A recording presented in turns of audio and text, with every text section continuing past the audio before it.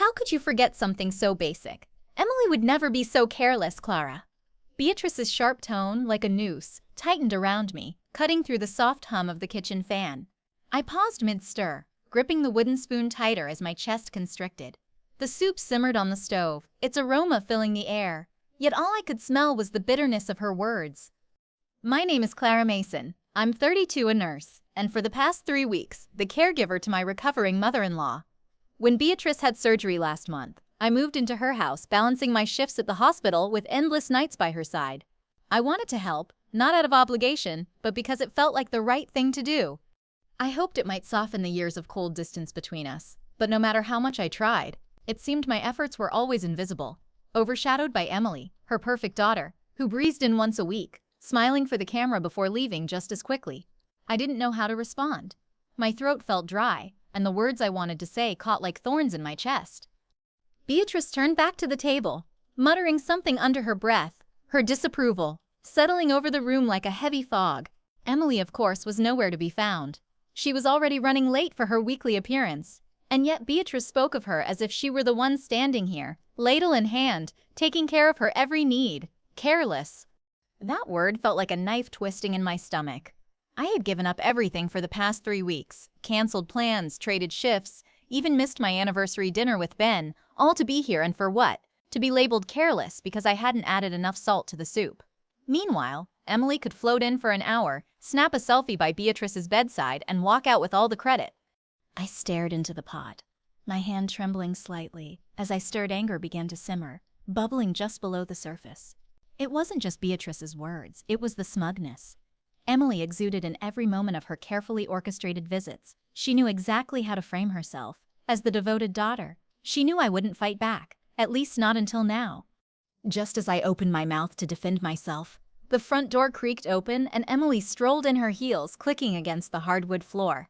"Smells good in here," she chirped, holding a bouquet of flowers in one hand and her phone in the other, as though she'd just dropped by to brighten everyone's day. She glanced at me briefly, her smile lingering a second too long, then turned her attention to Beatrice. "How's my favorite patient today?" she cooed, leaning down to kiss her mother on the cheek. Beatrice's face lit up, her earlier frustration with me vanishing like a puff of smoke. "Emily, sweetheart, you're just in time. I was telling Clara how important it is to pay attention to the little things. Not that she'd understand," she added with a pointed glance in my direction.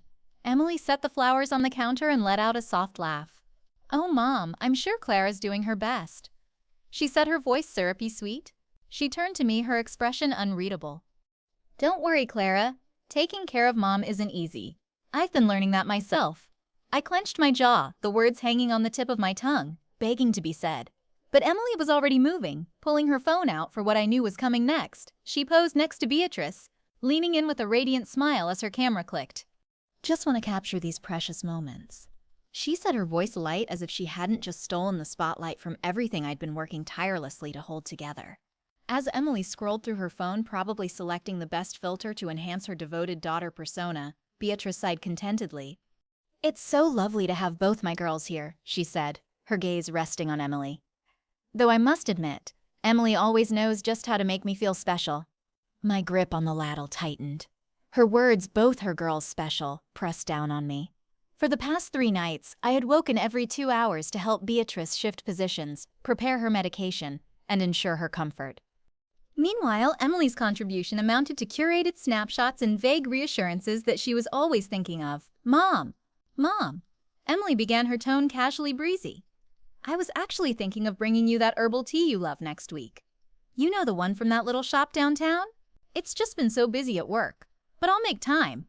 "Oh, Emily, that sounds wonderful," Beatrice exclaimed, her eyes practically glowing with pride. "You're always so thoughtful." I couldn't stop myself this time. "Thoughtful," I blurted, my voice sharper than I intended. Both Beatrice and Emily turned to me, Beatrice's brows knitting together in confusion. She drops by once a week to take a few photos and then disappears. "I've been here every single day doing everything I can to make sure you're comfortable." Emily's smile didn't falter. If anything, it grew wider, but her eyes flashed with something colder. "Clara," she said, her voice calm and measured. "I didn't realize this was a competition. We're all doing our part in our own way, some more than others." I muttered under my breath, turning back to the stove. I could feel the tension in the room shift, but I wasn't about to let her patronizing tone get the last word. The moment the words left my mouth, regret washed over me, even though I was right. I hated that.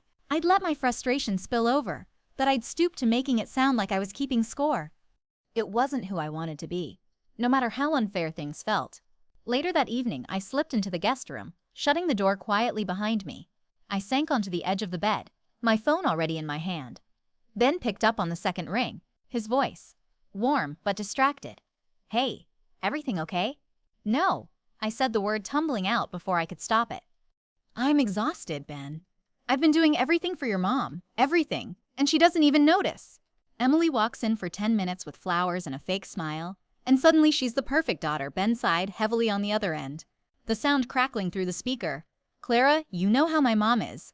She's always been like this. You can't take it personally. I know she's like this." I snapped, my voice sharper than I meant, but that doesn't make it easier. "Do you have any idea what it feels like to be here day in and day out and still be invisible?" I stopped swallowing the lump in my throat. "I just needed you to understand." Ben's voice softened, a hint of concern cutting through his usual practicality. "Clara, maybe it's time to take a break. You've done more than enough. You've done everything. Honestly, why don't you come home for a week? Let Emily step up for once. I miss you and you need to take care of yourself too." His words caught me off guard, the knot in my chest loosening slightly. The thought of going home, of sleeping in my own bed and being with Ben was so tempting. It almost hurt, but then I thought of Beatrice. Her frailty, her stubbornness, and the nagging guilt in my stomach returned. "I don't know," I said quietly. "What if she needs me?" "She'll manage," Ben said firmly. "You've been more than generous, Clara. It's okay to step back. You're not a bad person for putting yourself first." For once, Ben and I lived 2 hours away in a small apartment. We'd made our home over the last 5 years. When Beatrice's surgery was scheduled, I'd offered to move in temporarily to help with her recovery. Ben had wanted to be there too. He adored his mom despite her quirks, but his job was at a critical point, with deadlines he couldn't ignore. He'd called every day to check in, always asking how I was holding up, but I knew it weighed on him that he couldn't be here to share the burden. As much as I missed him, I couldn't blame him. He was doing the best he could, just like I was. I sighed, gripping the phone a little tighter. "I don't know, Ben," I said finally. "It's not that I don't want to come home. I do. I miss you, and I'm exhausted. But I can't just leave her like this. She still needs someone here." There was a brief silence on the other end before Ben spoke again, his voice calm but firm. "I get it. Clara, you care about her, even if she doesn't always show it. Just think about it, okay? You've done so much already. It's not selfish to take care of yourself too." "I'll think about it," I said quietly, my throat tightening. "I promise." It felt like the right thing to say, even though I wasn't sure if I could really let myself walk away. The next morning, I found Beatrice in the living room, sitting upright in her chair with the television on low. She didn't look up, as I entered, her attention fixed on a weather report. I hesitated, wondering if I should start the conversation with a simple good morning, but before I could speak, she turned to me with a pointed look. "Clara," she said, her tone already laced with irritation. I couldn't help but notice how late dinner was last night. "It's not good for my digestion to eat that late." I blinked, taken aback. "Dinner was ready? As soon as Emily left? I thought we agreed." "Yes, because you didn't have it prepared earlier." She interrupted, her words sharp. "When Emily is here, everything feels more put together. She doesn't need to be told what to do." I clenched my hands at my sides, biting back the words I wanted to say. "Emily stayed for less than an hour," I replied carefully. "She didn't even stay for dinner." "That's not the point," Beatrice snapped, leaning forward slightly. "Emily knows how to handle herself. She doesn't wait for me to tell her when or how to do things." "She's considerate." I let out a slow breath, trying to keep my composure. "I've been here every day, Beatrice. I've been doing everything I can to make sure you're comfortable, and yet somehow it always feels like a struggle." She shot back, her voice growing colder. "You're here physically, Clara, but emotionally you're checked out. You don't seem like you actually want to be here." Her words struck like a blow, my chest tightening. "That's not fair," I said, my voice trembling, despite my efforts to stay calm. "I've put my life on hold to be here for you. I've been sacrificing." She cut in, her tone dripping with sarcasm. "Oh, how noble of you. If it's such a burden, Clara, maybe you should have just let Emily handle it. She's busy." Yes, but at least she doesn't make me feel like I'm an inconvenience. I opened my mouth, then closed it, unsure of how to respond. The hurt and anger bubbled inside me. I knew saying anything more would only make it worse. Instead, I straightened my voice, quiet but firm. I'm doing my best. Beatrice, I'm sorry if that's not enough. She waved a hand, dismissively, turning back to the television. Your best isn't what I need. Clara, Emily understands me in ways you never will. The room felt suffocating, her words hanging in the air like smoke without another word. I turned and left, retreating to the guest room to collect myself. Tears pricked at my eyes, but I refused to let them fall. Not yet, not in front of her. Sitting on the edge of the guest bed, I stared at the neatly folded clothes in my suitcase. My thoughts swirling Beatrice's, words replayed in my mind, each one digging deeper into the ache that had been building for weeks. No matter how much I gave, how much I tried, it was never enough, and it never would be. And I picked up my phone and scrolled through my messages, landing on the last one from Ben. You've done enough. Clara, please come home. The words felt heavier now, but they also carried a clarity I hadn't wanted to admit before. Ben was right. I had done enough. I'd given up my time, my energy, and my peace of mind to be here hoping it might make a difference. Nothing I did would ever compare to the pedestal Beatrice had placed Emily on. I couldn't keep sacrificing myself for someone who didn't see me, who didn't value what I was giving. I let out a shaky breath, wiping the tears that threatened to spill. It wasn't about giving up. It was about knowing when I'd reached my limit for my own sanity. I had to stop waiting for Beatrice's approval. I had to go home. I decided to talk to Boris that afternoon. The air between us was thick, heavy with everything that had been left unsaid. My heart pounded as I stepped forward, determined to finally speak my mind. Beatrice, I began, my voice steady but soft. I need to talk to you. She glanced up briefly, her expression unreadable. If this is about dinner tonight, I'd rather you focus on getting it right than wasting time chatting. My jaw tightened, but I pushed through. No, it's not about dinner. It's about how I've been treated since I got here. Her hand froze mid-stir, and she finally looked at me, one eyebrow arched. Oh, and how exactly have you been treated, Clara? I took a deep breath, the words spilling out before I could second-guess myself. I've been here every day doing everything I can to take care of you. I've rearranged my life, missed important moments, and given you all of my energy. Yet, no matter what I do, it's never enough. You've made it clear time and time again that you don't value me, and honestly, I'm tired of being treated like I'm worthless. She set her spoon down with a deliberate clink, folding her hands in front of her. Well, she said, coolly, if you're tired, Clara, no one's forcing you to stay. Frankly, Emily would do a much better job anyway. She always has her words stung, sharper than I'd expected. I refused to let her see how much they hurt. Emily isn't here, Beatrice, I said, my voice firmer now. She's never here for more than an hour or two. I've been the one taking care of you, but if you think she can do better, then fine, I'm done. Beatrice didn't flinch, her expression hard. Is Stone good? She said with disdain. I won't miss the complaining. At least Emily knows how to show respect. I nodded slowly, the finality of her words settling over me like a cold weight. I hope she can give you what you need, I said quietly, because I won't be back without waiting for her response. I turned and walked away. My chest tight, but my head held high. It was over. I was done, back in the guest room. I packed my things with quiet determination. Each folded piece of clothing felt like another weight lifted off my shoulders. Beatrice's cutting words still rang in my ears, but I shoved them aside. It was over. I was done bending myself into knots for someone who didn't value me. Once everything was packed, I sat on the edge of the bed and stared at my phone. My thumb hovered over Emily's number before I pressed call. The line rang several times before she finally picked up. What is it, Clara? Emily answered, her tone clipped and impatient. I'm kind of busy right now. I took a deep breath, refusing to let her attitude get to me. I'm leaving, I said, simply. I've packed my things and I'm heading home. Beatrice needs someone here, so congratulations, you're up. What? She snapped, her voice immediately rising. Wait, what are you talking about? You can't just leave. I can, and I am, I said firmly. I've done my part. Emily, it's your turn now. She let out a high-pitched laugh, the kind that came more from disbelief than amusement. Oh sure, just drop everything on me. Why don't you? Do you have any idea how busy I am? I can't just, I've been here for weeks. I cut in, my voice steady. You've had time to prepare for this. Mom's your responsibility too, and she seems to think you're better at this anyway. I'm sure you'll figure it out. Are you kidding me?